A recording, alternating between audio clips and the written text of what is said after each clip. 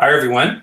I'm Rick Hanson, and I apologize for being a little bit late here. We were getting organized with our technology, and I'm very glad that we're now able to do this. So this is a webinar about positive neuroplasticity, and I want to turn it over to my friend and colleague, Dr. Leif Friedman, who will say a little bit about what we're going to be doing, and then we'll get into it.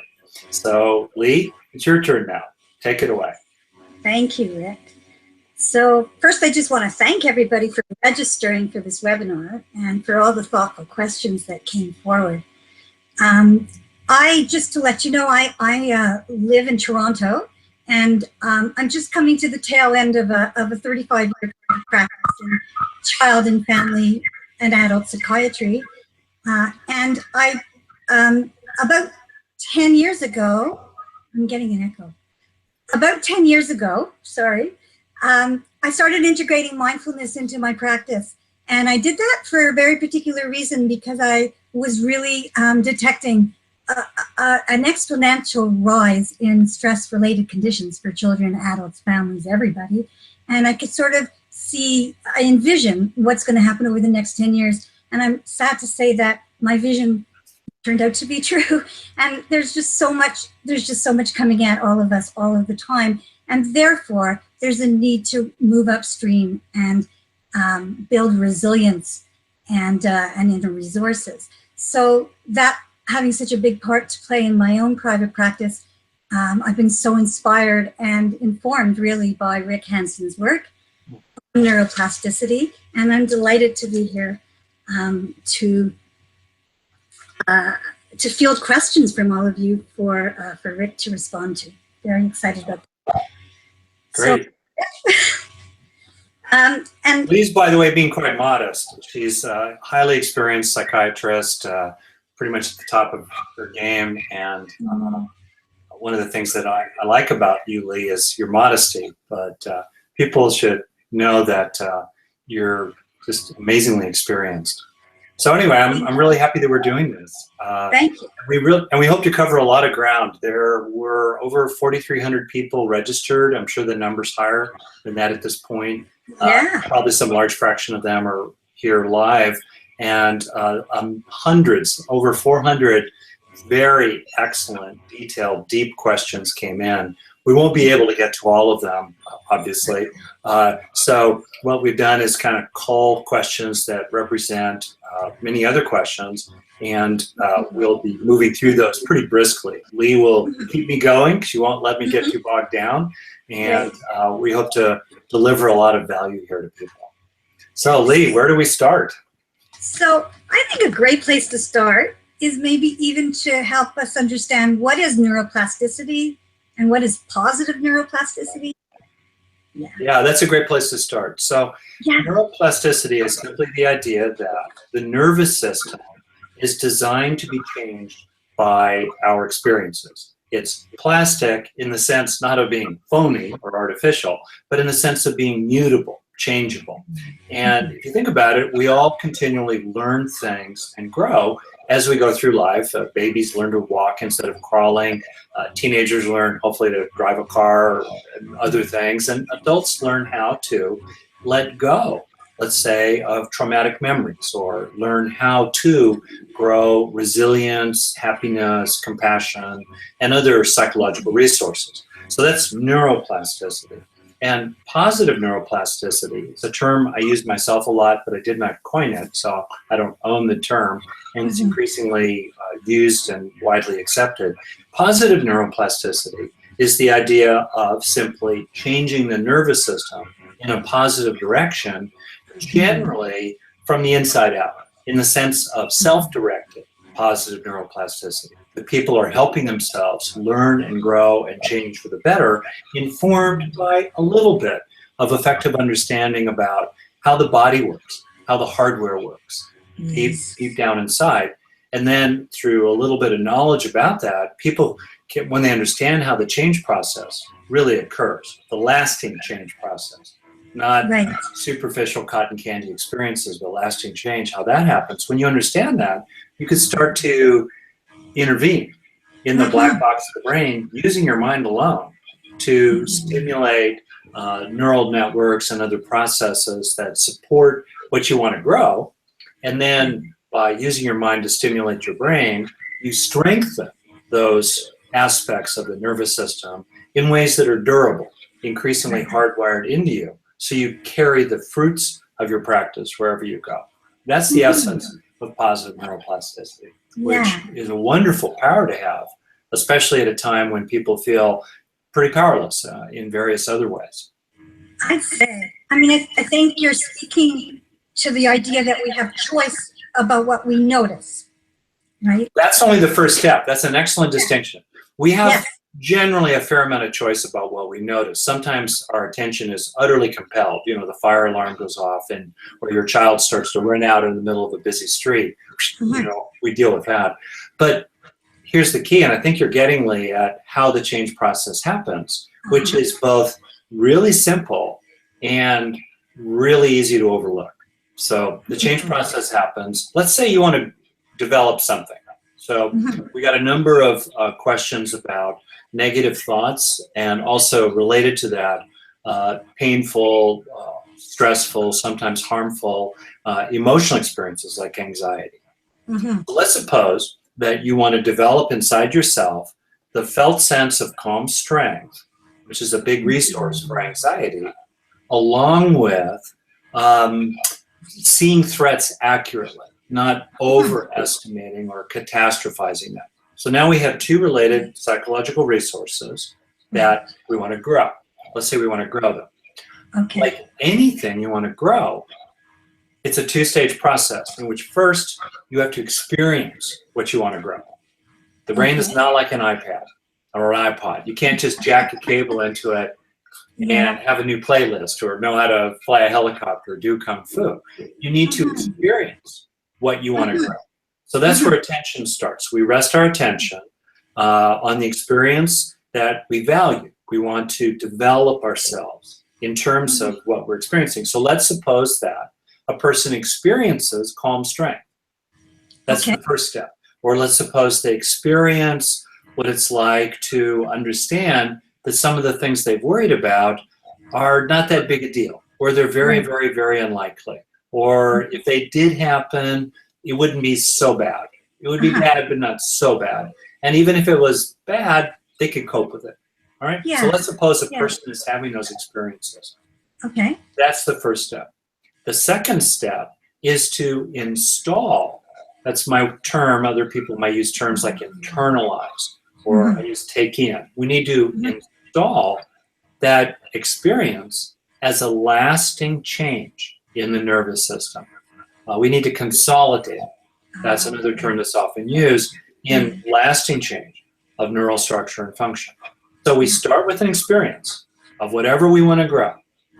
Calm strength, or realistic appraisals of the world, not feeling catastrophically frightened.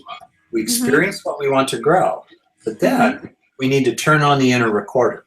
Once you have that song playing in your mind, that's only the first of two necessary steps.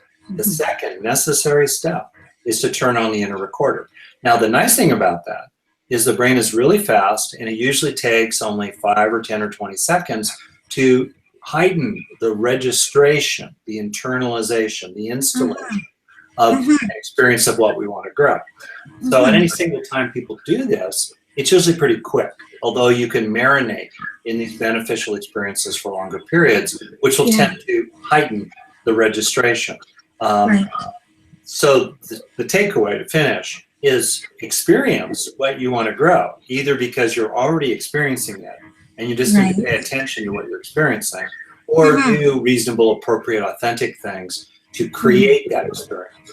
And then in the second critically important step, once you are experiencing whatever you want to grow in yourself, stay with it for a breath or 2 or 3, opening to it in your body, sensing that it's coming into you to help it begin to consolidate itself in you.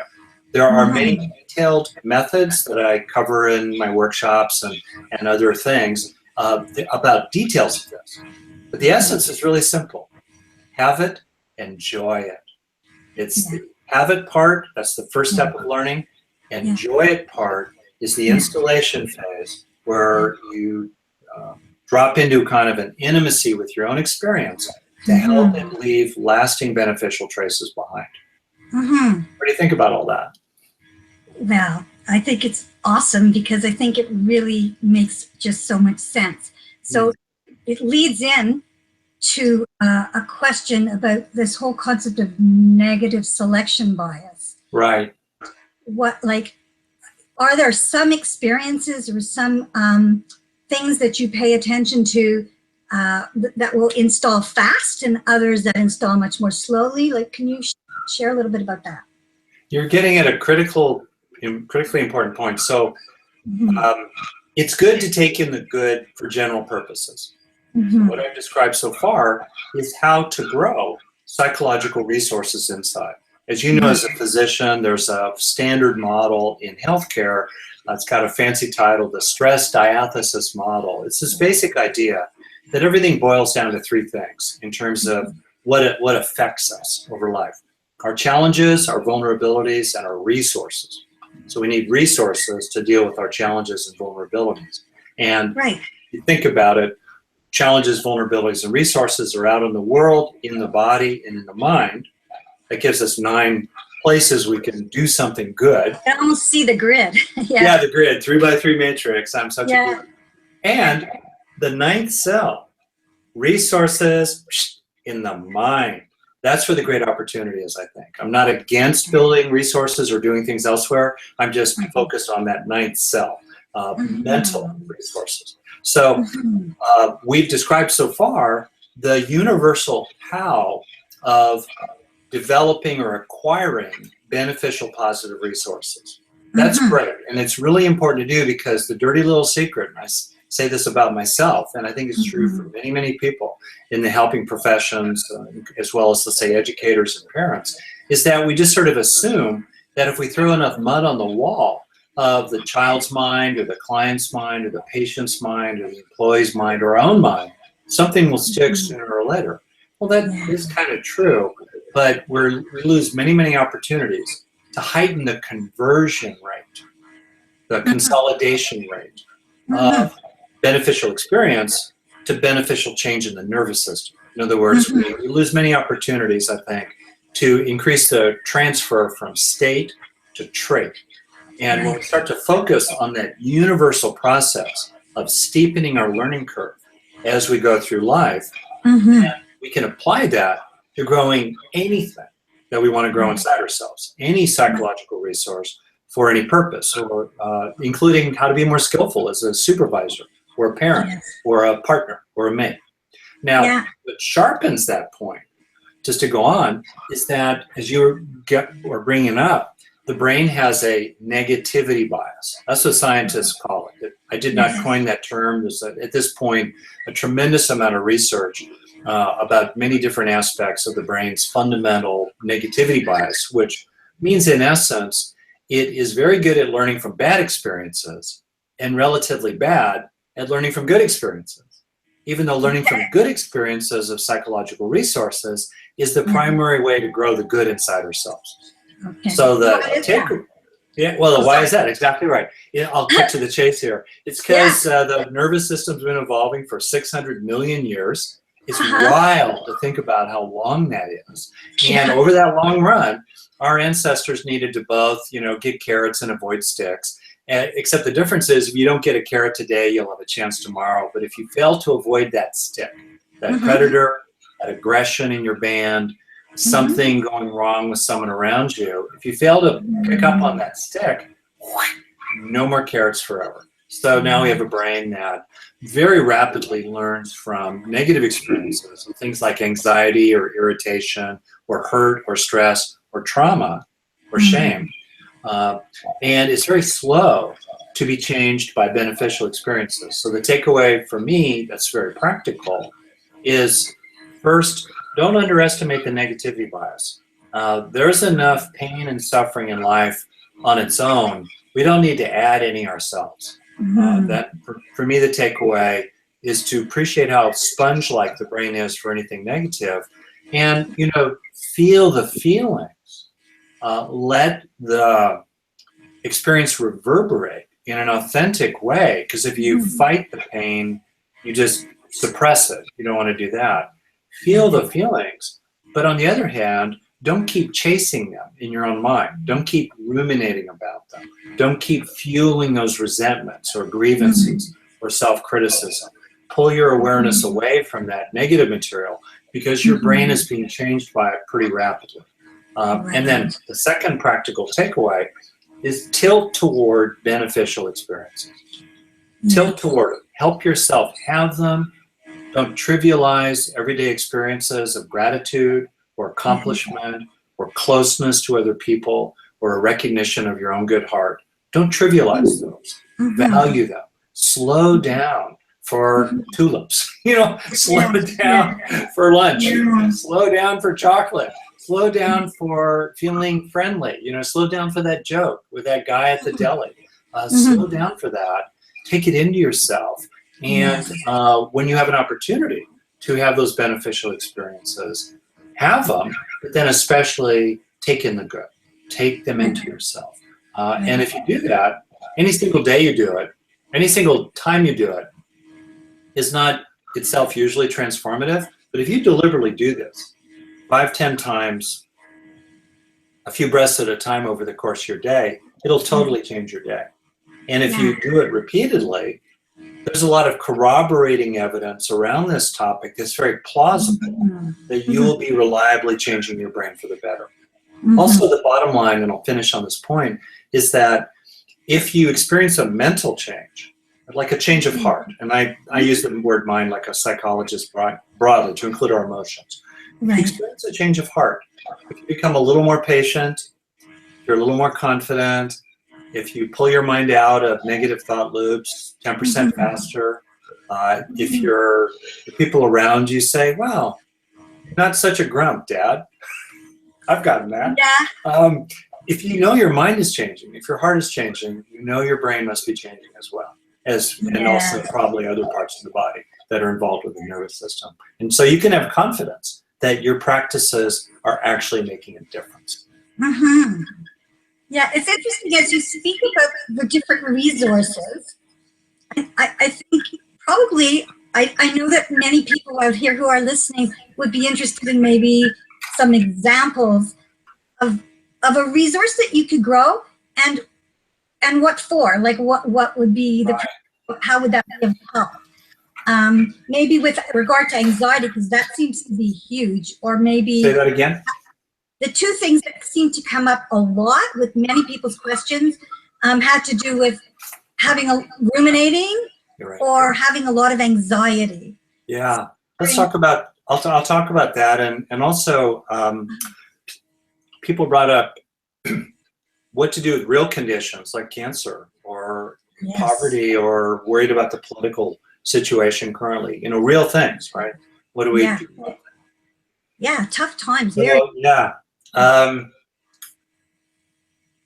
let's see here. So first of all, if we're anxious, we experience a fundamental threat to safety. That might also be related to our relationships or something else. So there's a sense of threat, okay? So then the question becomes, what would be a useful resource for the threat? And classically, there are a handful of very, very well-researched psychological resources that help with anxiety or for dealing with threat. So first, I want to make a distinction. I think it's really important to intervene outside in the world as best we can. It's not either or. Yes, get a lock for the front door. Yes, try to have people in your life that are supportive. Yes, get out of that relationship that's kind of scary. I mean, do what you can out in the world for sure. But as I've noticed, and many people have too, the world is slow to change. But meanwhile, no one can stop you from growing psychological resources of various kinds. So in that context then, what are some good classic psychological resources for anxiety? So as you well know, Lee, one would be to be able to calm the body. Yes. Particularly to engage what's called the parasympathetic wing of the nervous system. Calm the body. So if you imagine a 0 to 10 stressometer, your stressometer. If it's starting to move toward 8, 9, and 10, you're really anxious about something, let's call your anxiety meter. If your body relaxes, it's hard to be up around an 8 or a 9. You might be coming back to a 4 or a 5, maybe a 3 or a 2, but immediately you're going to get a calming effect. So relaxation, including resting state relaxation, not just your ability to calm down in the moment, but in general, what's your resting state, or what's the fundamental setting of your internal stressometer, your fearometer, right? So one, relaxing, that's a major resource. 2 is feeling cared about. We're profoundly social mammals. We're very, very social.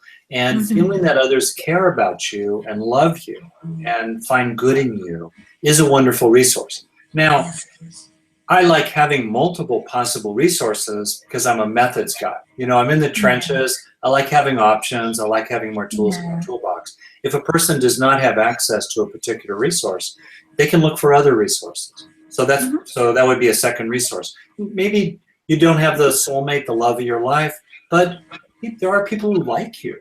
There are people who see good in you.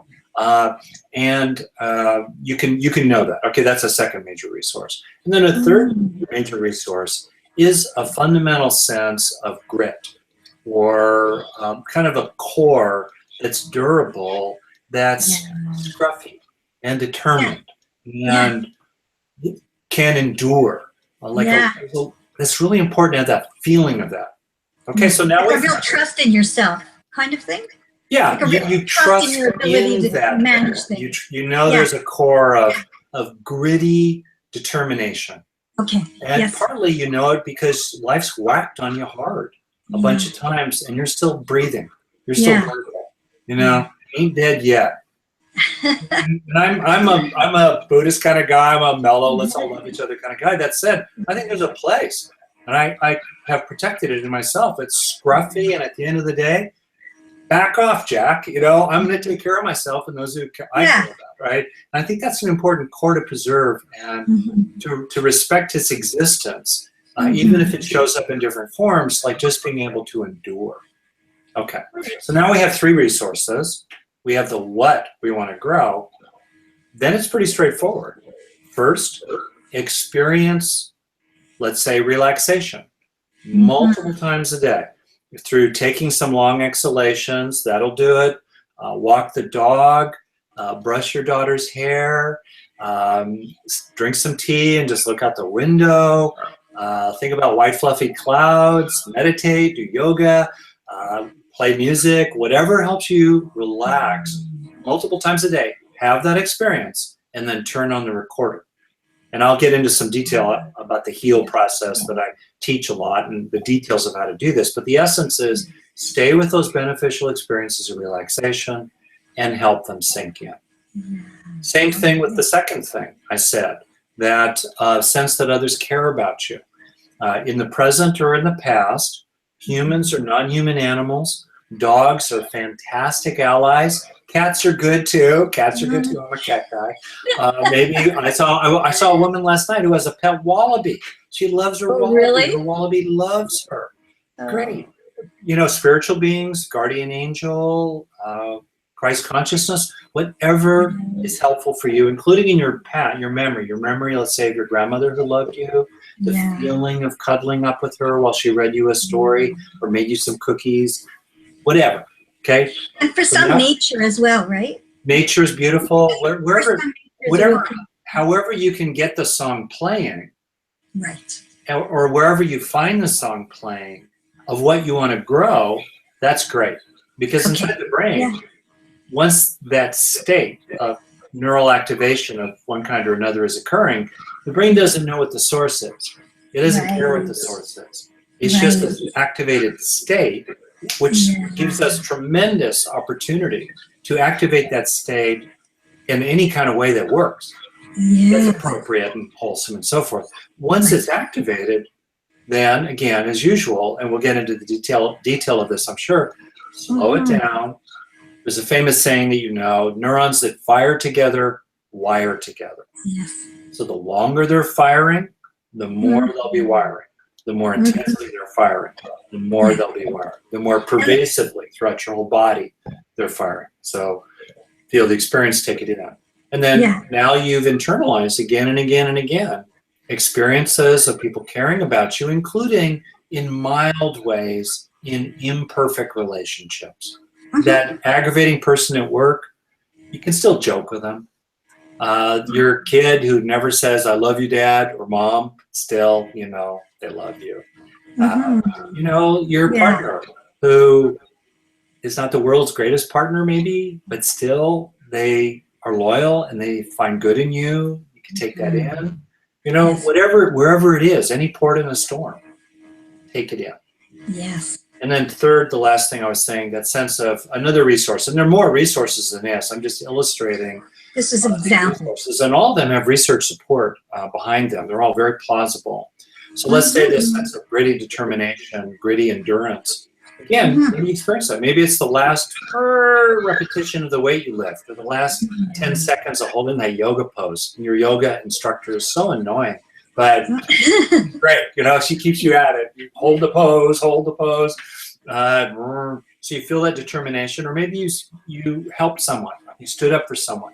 Maybe in terms of social justice, you demonstrated, or you came to someone's meeting, or you came to their aid in some way, or you stood by your father's bedside at the hospital, even though you were tired and your feet were hurting, but it was your place to just stay there. Speak from experience here. So whatever it is, when you have that song playing of that beneficial experience of, let's say, gritty toughness and endurance, steadfastness, and you have that experience, value it, open to it, receive it into yourself, and you will steadily grow it. You know, to finish on this point, maybe we'll soon get into the how of doing this in some detail, but I've been a long-time therapist, and I think it's made me more compassionate, I hope, but it's also made me tougher. And what I've come to really appreciate, tougher in this sense, not critical, but it's made me appreciate that we, me included, we humans leave so much money on the table every day. And what I mean by that is we blow right past so many opportunities every day when we're already experiencing something useful or beneficial or wholesome or enjoyable, usually all four. Yes. When we're experiencing that, we don't value it. We move on to the next thing. Or we're so busy in our own little internal hamster wheel. We're on to the next thing. Chase we don't give the 20 seconds for that's for sure. That's right. Because we don't stop. We take a chance 10, 20, 30 times a day to go from here to here. Yeah. And that difference, 10 seconds at a time, time after time after time, makes all the difference over the course of a person's day. And it's on each person to do that part themselves. That's what I mean by tough. What do you think? I've been rattling on here. I think that we can make it really a little more concrete at this point. It makes so much sense to me, as you know, to talk about the how part. So this idea of, so what happens in that however many seconds that we say, okay, we want to install it. So how to do that? And a sort of a part B of that question, it's just how to remember to do that. All right. You know, because when life gets more stressful, it'll slip right by. You can't even remember that was your intention. So I wonder if you can. That's great. Share with me. I think. Yeah. It's funny. There's a saying that the most important thing in life is to remember the most important thing in life. Yeah. Right. And so let's see. You're getting also at the fact that we can get good at getting good. In other words, we can learn how to learn. And that's something that, as you know, I've been very fascinated with and have developed a lot of material about. First, how do we steepen our personal growth curve as we go through the day, our healing curve, our transformation curve, our awakening curve, our learning curve. How do we do that? There's a lot of detail about the how of that once you know it, you can apply to many, many, many different kinds of situations. So there's a lot of material here that's neat, that's very useful to people. And second, you can take all those methods for turbocharging your growth process, your healing process as you go through your day, and then apply it to many, many, many, many, many, many specific issues. And so there's a lot here of opportunity for people. And I've long thought that if what we're trying to do is develop superpowers inside ourselves, like gritty determination, or knowing that others care about you, or resting state relaxation, for example, if those are like superpowers, learning is the superpower of superpowers, because that's one that grows the others. And that's the superpower of superpowers that I've been fascinated by and developed a lot of material about. So anyway, a summary of all that, I use the acronym HEAL, Have, Enrich, Absorb, and Link. And that is a fundamental summary: have, enrich, absorb, and link of the two-stage learning process. So to go back to that saying, neurons that fire together, wire together. We have this two-stage process.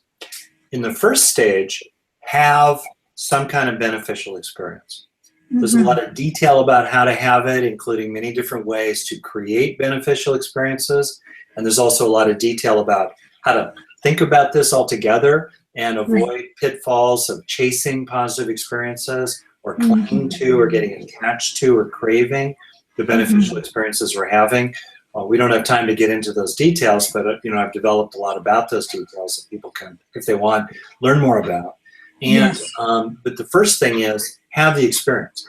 Right. Once you're having it, that's only part of the journey. If we don't install it, if we do not consolidate that activated state, it might as well never have happened from the standpoint of learning. So then that takes us into two different aspects of installation, the installation phase of learning: enriching and absorbing. Enriching essentially means help the experience be big. I think there are 5 well-known research-based factors that steepen the learning curve around individual episodes, including of emotional learning, somatic learning, social learning. 5 factors quickly are duration. The longer we experience it, the more it's going to get encoded and consolidated. The more intensely we experience it, the more it's going to tend to get internalized. The more richly we experience it, the more aspects of the experience, especially emotion and body sensation, we bring to bear, the more it's going to register. 4th factor of enriching is novelty. The more it seems fresh or new, or like a child mind, or don't know mind, or Zen mind, beginner's mind, the more we're going to tend to learn it. And then last, personal relevance. The more we relate to an experience as meaningful and personally valuable and important, the more we're going to tend to learn from it. So those are the 5 factors of enriching. And then absorbing means sensitizing the memory-making machinery of the nervous system so that it takes this enriched experience and hyper-records it. And there are 3 ways to absorb an experience. We first intend to receive it into ourselves. That tends to prime the memory-making machinery. Second, we sense it going in. We bring it into the body. We have a sense of receiving it and giving over to it. We help it land. And third, very interesting, we enjoy it. We focus on what's rewarding about it, because technically that releases 2 neurotransmitters in the brain, dopamine and norepinephrine, the sense of reward in an experience, the enjoyability of it, or what's meaningful or important about it. And what dopamine and norepinephrine do is, in the first stage of learning that usually involves the hippocampus for most experiences, in that part of the brain, dopamine and norepinephrine essentially tag important experiences as keepers. And they're tagged for protection as they become consolidated into long-term storage. So tracking the enjoyability of an experience and foregrounding it in awareness heightens its conversion into lasting change. That's the essence of the process. Have, enrich, and absorb. Yeah. So can I just clarify something about the neurons that are firing together and wiring together, just to be clear about it. So in the firing part, the experience is being had. Like you're having the experience. The wiring part, you're installing it with the absorption and enrichment. And by wiring, that means it's turning into a trait. Is that right? The pathways are getting strong and fast and deep enough that it's becoming a trait and a readily available thing for you. Yeah. Yeah, that's exactly right. And the mechanisms of what's called experience-dependent neuroplasticity, the how of change, are multiple. For example, new connections literally are made between neurons that are the underlying physical basis for growth or healing or change. Other things that happen is that existing connections, synapses, become sensitized or desensitized. They become quieter. Another way that learning happens or change happens is that parts of the brain that do a particular thing, if they are used repeatedly, as we develop traits, for example, that we increasingly draw upon. So we're using those parts of the brain repeatedly, like the parts of the brain that are involved in calming us down, or parts of the brain that are involved with feeling cared about, let's say by other people. As we use those parts of the brain repeatedly, they start getting more blood flow. So little tendrils of capillaries start reaching to those parts of the brain that are now being more used. Also, there are changes in gene expression deep in the DNA, the genes being expressed or silenced in the DNA inside the nuclei of individual neurons. Those changes occur as people learn, and there are other changes as well. For me, the research on the how of learning is pretty scattered. It's found in a lot of places in non-human animal research, which have obviously ethical issues around all that. So I want to not overstate or overclaim what I'm saying, but to say that what we're talking about is plausible. It's certainly plausible that as people engage these learning factors, they are increasing the conversion of an experience into long-term storage. Yes. Yeah, and I think many of us probably experience that. Any of us who are learning an instrument or a sport or anything that you can sort of just see for yourself that like I'm just beginning to learn how to play the ukulele, and I realize it's like this is neuroplasticity. It's quite cool. You know, at the beginning it's like there are no neural pathways for this, and then you just keep doing it, and then there are. It's just interesting, there's this sort of sense. There's such a sense of hopefulness that you may have agency to sculpt your brain in a way that is actually beneficial for you and for those who you impact, right? Yeah, that's exactly right. And it's such a hopeful thing. Yeah. Oh, I was just going to say, and I know this about you, Lee. You're a very, very gifted photographer and writer, and one of the things that you've developed is how to use photography as a way to take in the good, to both find what is beneficial and good, and then explore one's relationship to it in a way that really tends to steepen a person's learning curve, especially using nonverbal processes. Imagery, imagination, sensation, perspective, zooming out, zooming in, and I hope that people will, contact you more and ask you more about that, because what you've been doing there is really interesting. Yeah, and well, thank you so much. That it just builds on that whole neuroplasticity idea. What do we want to grow? Like, it's just so hopeful to me that we actually there's so many things in our world right now we have no control over, and that there's a lot of fretting and real distress around.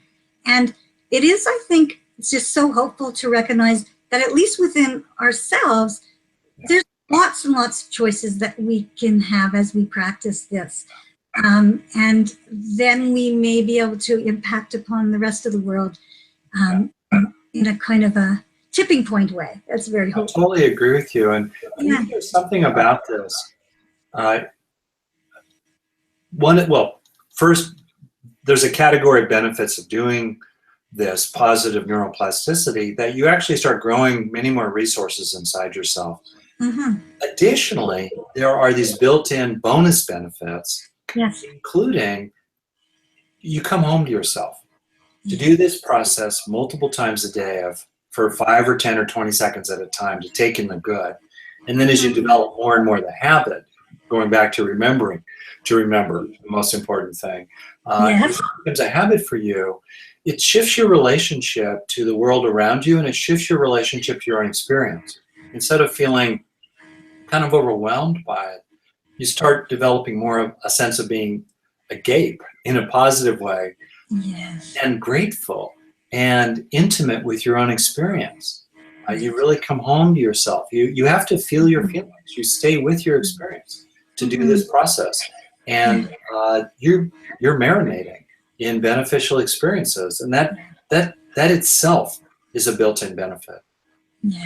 I should speak about the link step if I could, because we also had a number of questions that came in about what to do about healing trauma and or things like that, childhood experiences. So the link step is essentially one in which we are aware of two things at the same time, positive and negative.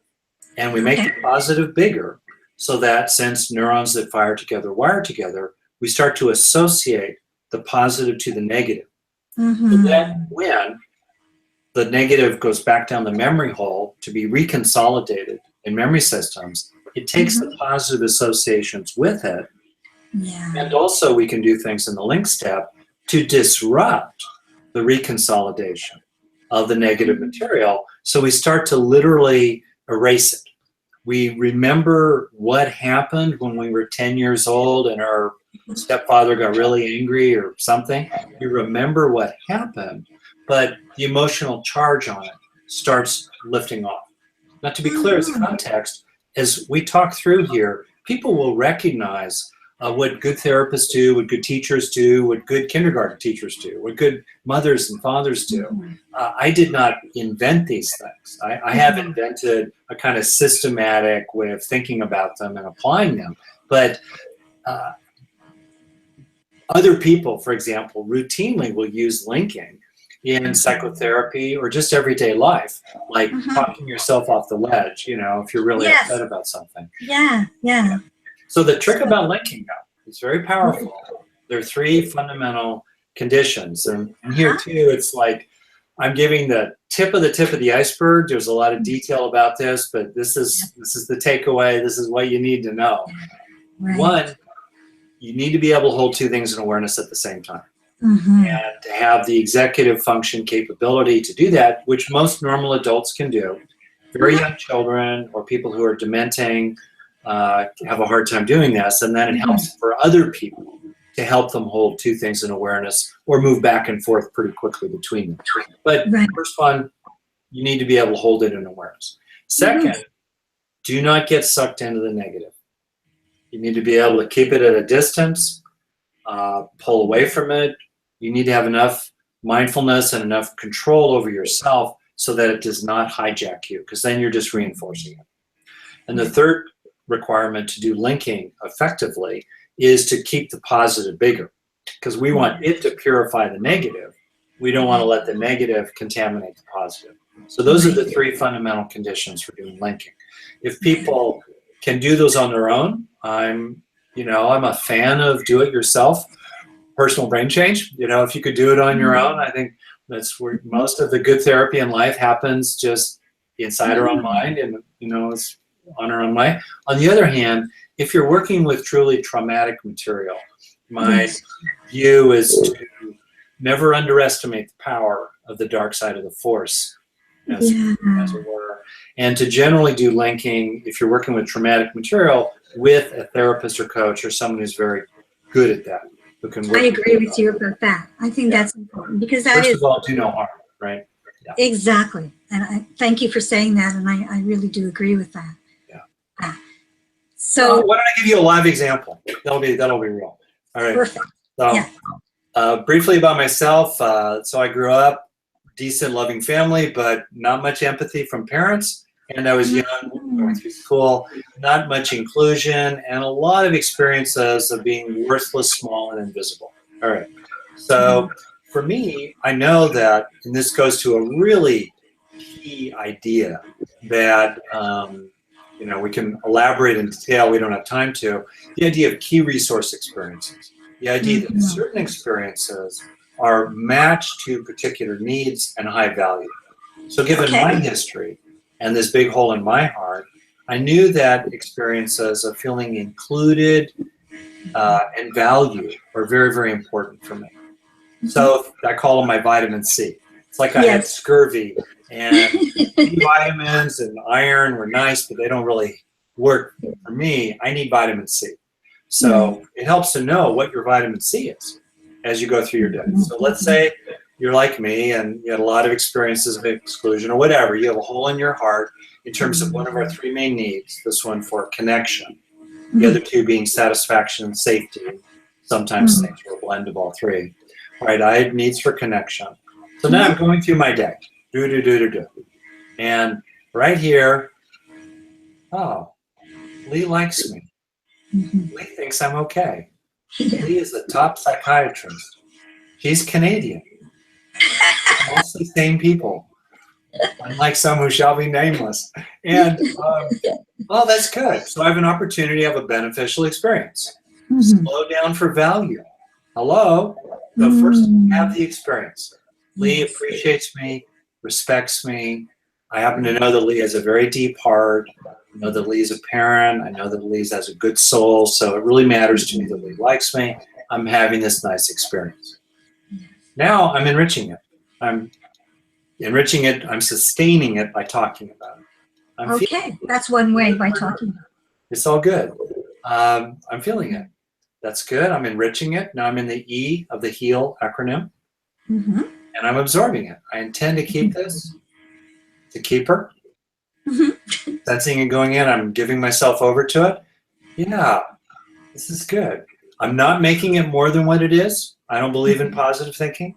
But realistic thinking, this part of reality is true. A person asked a very deep question, I think it was Aaliyah, about other things happening in the mind alongside a beneficial experience. Yes, other things might be happening. I'm aware that I'm a little hungry. I haven't had dinner yet. I'm aware that I'm a little worried about the state of the world right now, like a lot of people. I'm aware of those things that are alongside the beneficial experience. And I'm keeping my neurons firing on that one. I'm resting my attention on this experience and staying with it, whatever is happening alongside it. So I'm staying with the experience. I'm absorbing the experience. I'm being liked and respected by Lee. And I'm noticing what's enjoyable about it. I like being liked. It's nice to be valued. It's nice to be like, oh, he's not such a loser. Oh, good. Good. All right. Now, normally when we do this, we don't slow motion it like I'm doing right now, although you can. Usually when we're registering a beneficial experience, it's in the flow of life, 5, 10, 20 seconds at a time. A breath, or 2, or 3. But I'm deliberately slowing it down to kind of unpack it. Now that I've really had and enriched and absorbed this sweet experience, I'm going to link it. So I'm going to bring to my mind, I'm doing it right now, old experiences. I'm seeing my grade school. I'm right now pulling up kind of body memory of what it was like being around my mom and dad, loving people, no longer alive, but some things were kind of a thin soup as far as they were concerned. I'm aware of that, off to the side. But primarily, I'm aware of this beautiful experience of feeling valued and appreciated by a good person. That's what's prominent in my awareness. And I'm now sensing that this beneficial, positive experience is touching and kind of soothing and bringing perspective and wisdom to. Yes. That place inside of little scared Ricky. Not sure anybody loves him. Not sure anybody will want it to be his friend. You know, and I'm not shaming that part. I have a lot of love for that. No, that part's allowed to be here. It's totally. good to get. So this idea of and rather than or, sounds like what's coming up, right? That they're both there together and can be living together. Right. So I'm finishing up my linking. I've sustained the experience, you know, and then technically, you know, finish linking by letting go of the negative and only marinating in the positive. That'll tend to disrupt the reconsolidation of the negative, especially if you come back to pure positive several times over the next hour. That tends to disrupt the reconsolidation in the brain. There's a window of reconsolidation there. And that's cool. And you know, 20 seconds at a time, I don't know how many synapses at a time, we're banging away at it. You know, I believe in the law of little things. I think about drop by drop, you know, we fill the cup. And any single episode of thinking or just staying only with the first 3 steps of the process. The 4th step is optional. Right. Because it's not necessary for learning. And sometimes it's counterindicated because the negative material is too intense or it's just not relevant in the moment to go there, you know. So it's optional, but it's still very, very valuable. Okay. I'm taking a look at the time. Immediately, it's good talking with you. It's good. It's been fabulous talking with you. I really always do enjoy this. Again, such a hopeful thing. So I wanted to say that I know that there are so many people who really thoughtfully sent in so many beautiful questions, and I hope many of them were addressed. But obviously, we're not going to be able to all of them. And I just wanted to let you know, I'm going to look at the details here, that... Before you go there, we Okay. started a few minutes late, and with the power invested in me, because it's my material, I want to talk a little bit about a couple more questions that people have. Is that okay? Excellent. Perfect, yes. So I know that people have talked a bit about trauma and also people dealing with intractable conditions. And I want to use this as a way of, I think for me at least, making an important point. Okay. And that is that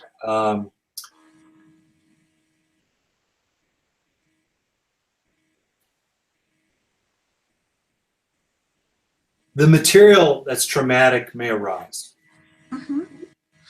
Very naturally and understandably, people may have fears about cancer.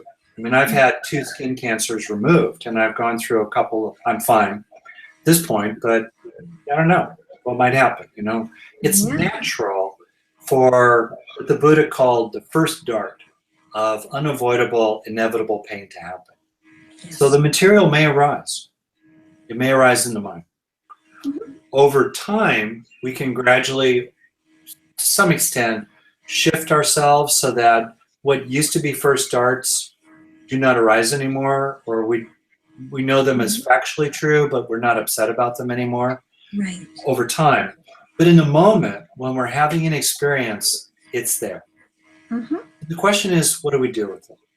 Yes. It's not good to suppress it. It's not good to try to bypass it. To the extent we can tolerate it, it's useful to be with the experience and to feel it and allow it to flow. Now, we may be able to do that for only 5 or 10 seconds at a time. I feel like I landed in adulthood with what I describe as a bucket full of tears that I emptied 1 spoonful at a time. Yes. Couldn't deal with the whole bucket at once. 1 spoonful at a time, I could handle that. And so, in the moment though of emptying that spoonful, I felt it. I felt it flow through. I experienced it out. Okay, so it's very important here. We're not talking about papering over the pain or lying about it or minimizing it or thinking that it's bad. It is what it is. It's understandable. And also what is true. And also, alongside the memory of trauma or the reactivity that comes from trauma are many beneficial experiences that are occurring in a person's mind naturally, and many more they can self-generate with a little bit of intention and attention to bringing up, playing more beneficial songs in their inner jukebox, right? Yes. and also that are true. And once they're having those experiences alongside the trauma or alongside the understandable fear about cancer, they are able also to grow the good, to authentically help attention move over here, not out of resisting or denying or having aversion to the negative, but simply out of kindness and a tough-minded clarity about the negativity bias of the brain and what's necessary to grow the good inside our own hearts, to grow the good inside ourselves. So we shift attention to what's also true alongside the cancer or alongside the fear or alongside the trauma material or alongside our helpless anger about something that's unjust that's happening to other people. And also over here, we can grow muscles. We can grow superpowers, strengths inside ourselves to deal with what's problematic and also in its own right, in its own purpose. And for me, that's an overarching framework to use. And as we do that, there's a term from complex systems theory, I like it, called strange attractors. And the idea is that where do complex systems tend to gravitate? Where do they move? And we tend to get sucked into the trauma material or the fears about an intractable or serious health problem? Or can we increasingly train our brains so that our attention is drawn more and more gravitationally over to wholesome, beneficial, constructive, useful inner resources, useful states and traits for our own sake and that of other people around us. That's our fundamental opportunity. And, several times a day, and then day after day after day, year after year, we can gradually grow strange attractors, in the good sense of strange attractors, inside our nervous system, so that more and more we rest in a resilient well-being as our ground of being as we meet the next challenge, the next wave of challenge, landing on us and moving through us.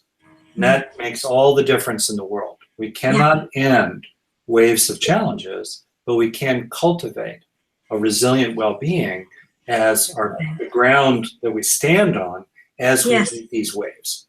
Yes. So it's just so exciting because it means that what we're growing isn't just for the sake of growing. It's not positive thinking. It's not being an optimist. It's growing a resource that will be totally useful for us.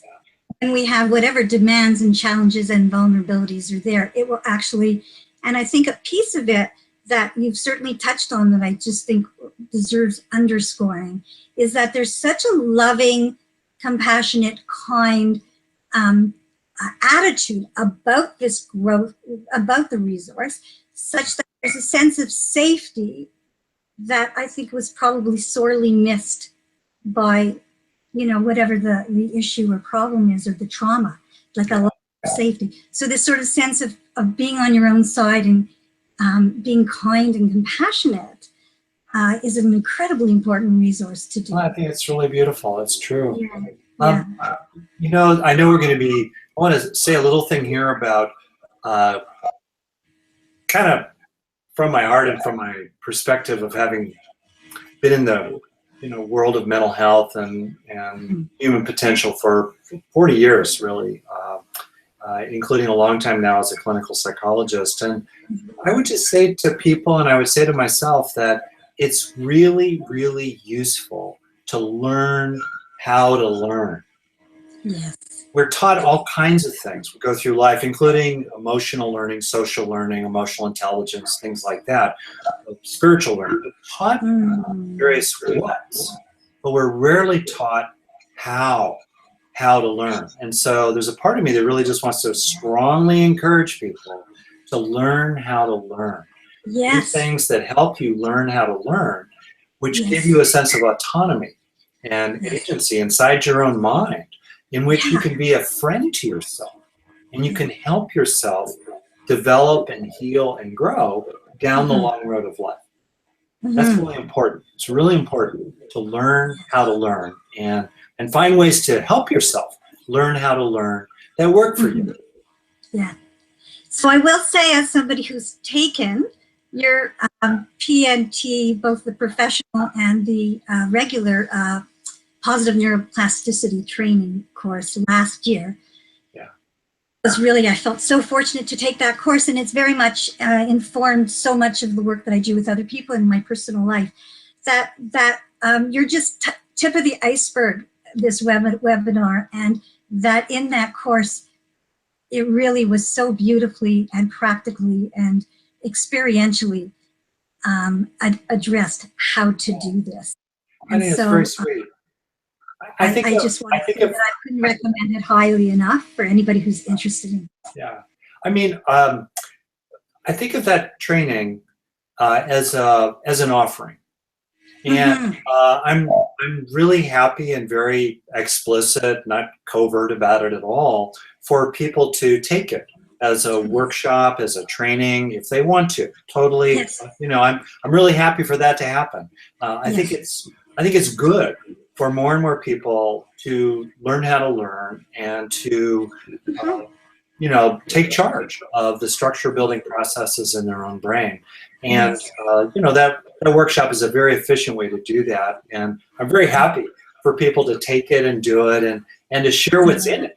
One of the nice things about that training is that what's in it, I'm delighted to be spread out in the world. So one of the takeaways is that people can take away anything and everything that, you know, 3-day workshops, 3 days, essentially it's 18 hours or so of the way, that's the way to understand it, 18 hours worth of material. They can take it away and use it any which way they want. And the other thing to say about it, as you know, is that we have a long-standing policy that financial need should never stop anyone whatsoever. So we make it available to anyone who has, you know, significant financial need. I'm quite happy for people to, you know, to pay for it in a reasonable way. But if, you know, finances are an issue for people, we have a very well-developed scholarship policy. And the other nice thing about this workshop is that people who are in the mental health field, including, I think, nurses as well, I think we also can do this for multiple professions. It's a very efficient way to get continuing education credits. And as someone who himself needs to keep getting continuing education credits, to have a really nice, efficient way to be able to do that is a really, really, really good thing. So, yes, absolutely. I know that generosity is one of the inner resources that you have cultivated over the years. You're very generous, not just with this, but with everything. You're just one things and just 1 minute. Like, there are so many things. So I thank you for that. It's my pleasure. And I think part of what excites me too is this, it's this idea to, again, kind of old school, to respect the content and respect the craft. In other words, there's a lot of content and a lot of craft related to self-directed brain change, positive neuroplasticity. The essence of it, people can just take away from this webinar alone. You know, we've summarized it in a very thoroughgoing way that's freely offered. The essence is pretty straightforward, but the detail around that essence, the content around that essence, and the craft around that essence is significant. And one of the things that has you know, been striking to me as someone who's taught this material a lot is that you know, in terms of you know, all of it, there's a lot that's here. And when you start to apply these general methods to issues of safety, which is to say fear, anger, helplessness, and trauma, we have a whole section on that. And then if you start to apply this material to issues around satisfaction, our second of 3 major needs, so that's where experiences of frustration or loss or disappointment or especially depression start showing up. There's a lot there of content and craft, and that we get also to in the PNT that we get into. And then also, man, oh man, relationship issues. That was where my hungry heart was really, you know, has had a lot of issues. Again, there too, there's a lot of content and craft that can be applied to that topic as well. So these are some of the many things that we will indeed get into in the positive neuroplasticity training. And it's helped me kind of when I step back and look at this to appreciate, yeah, there is a lot of material here. Oh my gosh, I just have to attest that over the past 6 months, I've had some very huge challenges in my life, and I used so much practice from the Positive Trust, and it's made a huge difference for how I've been with people and how I've been with myself, and I thank you for that. So, you're most welcome. And the light is starting to come in through the window. It must be timing, right? And it's not even an eclipse. I should say one more thing about it. I don't think the light is, I think I'll draw the drapes. People will see that I'm in my jeans now. Here we go. Let me just do this down. See, this is good teaching too. We have to alter our external environment, not just grow the good inside our own minds. One other thing I should say is that as a longtime psychotherapist and also business consultant, I've worked a lot in business environments. And I've also been a mindfulness teacher a lot as well. And I worked in schools, and I've been a parent. And one of the things that strikes me as well is that when you know more and more about how the brain changes, and especially the content and the craft around how to use your mind to change your brain for the better, when you know more about that, you want to help other people. You want to help your children change for the better. You want to help students, clients, patients, employees, staff, colleagues, people in mindfulness training. You want to help them also change for the better. And I should mention that in addition to the positive neuroplasticity training itself, we have another 18 hours or so of very well put together material in terms of highly well edited videos and a lot of material wrapped around it for professionals, for the professional applications of positive neuroplasticity, for therapists, coaches, human resources trainers, mindfulness trainers, educators, and parents as well. And we get into a lot of detail about how to actually apply this. How do you help someone who's anxious in psychotherapy get as much out of it as possible? Or more generally, how do you help your child who's nervous about falling asleep to internalize a felt sense of loving resources, fairy godmothers, friends at school who are with you and will protect you so you can fall asleep on your own? How do you actually do that with, let's say, a child? So we'll get into that. We'll also get into how to increase the learning curve, really. Think about all the people who go through trainings of different kinds in the business world or in the mindfulness world or in hospital settings, as you know, from hospital settings, mental factors of recovery from surgery or mental factors of dealing with addiction. That's another big topic that we get addiction into. Is huge, overcoming trauma. The applications into those areas as well. We get into that in the professional course, which is a follow-on to the positive neuroplasticity training. Yes, that's wonderful. Okay. Well, we should wrap up soon, I think. Yeah, I guess we need to. It's just been delightful talking with you, Rick. Thank you so much. And I thank you for, again, everybody out there who's sent in some questions and showed interest. I hope it was helpful for some of you. Yeah, maybe I could finish on this one little point, kind of from my heart. First, I'm amazingly touched that so many people have been interested in this material and in this webinar. And I want to thank you for sustaining attention here and being involved with this and being interested enough in this. We haven't been able to get into some of the wider implications for politics and the wide world.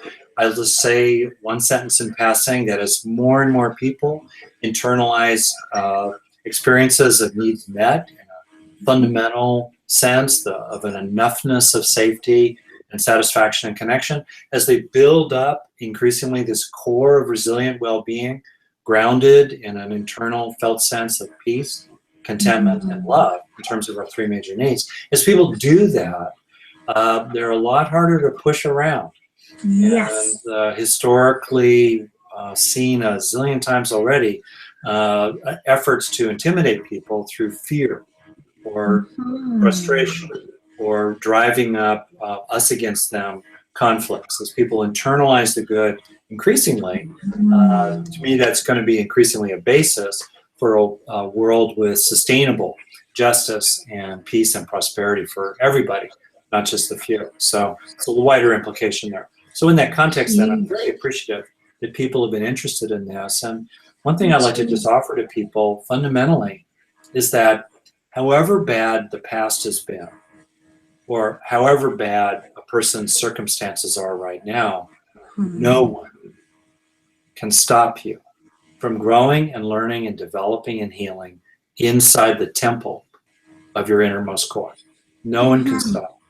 And the more a person's life has been hard, and the more their life today is hard, the more important it is to grab hold of that power, the superpower of superpowers, to be able to grow the good inside yourself for your own sake and rippling out from you, the sake of other people. And the good news about that is you have the power. That's it. Bad news about that is that it's your responsibility to use your power. But it's not hard to use that power. And as you do use that power, you truly do grow the good inside yourself for your sake and other people. And others. That's a beautiful ending. Thank you. So that's something we all really, really need to hear right now. It's very, very hopeful. So every single one of us can do our part, right? Oh, that's good. Thank you, Lee. It's been really a pleasure. You've been a sweetheart.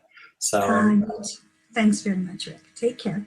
Bye-bye. Okay, we're going to finish now. I'm going to push the red button that stops the broadcast. Okay. It'll be recorded for later viewing. By the way, I should add, if you have any interest in the positive neuroplasticity training or the related professional course, just go down the page you're looking at. There's links to finding out more about it. And if it interests you, I would love for you to participate in it. It's a really solid program. I put a lot of myself into it.